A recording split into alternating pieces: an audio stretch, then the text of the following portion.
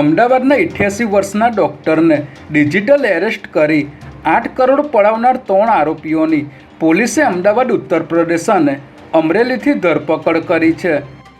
આરોપીઓએ આ વૃદ્ધ ડૉક્ટરને વોટ્સએપમાં વિડીયો કોલ કરી મુંબઈના ઈડી અધિકારીની ઓળખ આપી હતી અને મની લોન્ડરિંગ કેસની તપાસમાં તેમનું નામ ખુલ્યું હોવાનું કહીને ડિજિટલ એરેસ્ટ કર્યા હતા.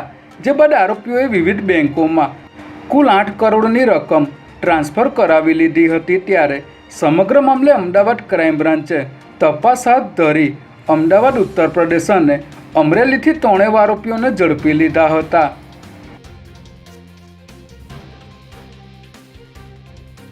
રાજ્યના ગૃહ વિભાગ દ્વારા પોલીસ બેડામાં મોટો ફેરફાર કરતા એક સાથે 118 પીએસઆઈની બદલીના આદેશ કરવામાં આવ્યા છે.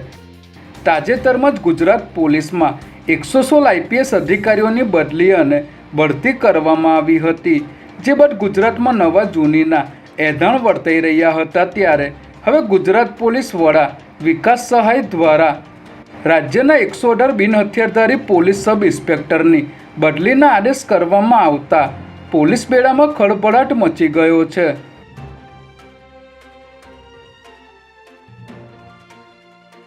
વર્ષ 2018માં સુરતના બિલ્ડર શૈલેષ ભટ્ટનું અપહરણ કરી ગાંધીનગરના એક ફાર્મ હાઉસમાં ગોંધી રાખીને 200 બિટકોઇન પડાવી 32 કરોડની ખંડણી માંગવામાં આવી હતી.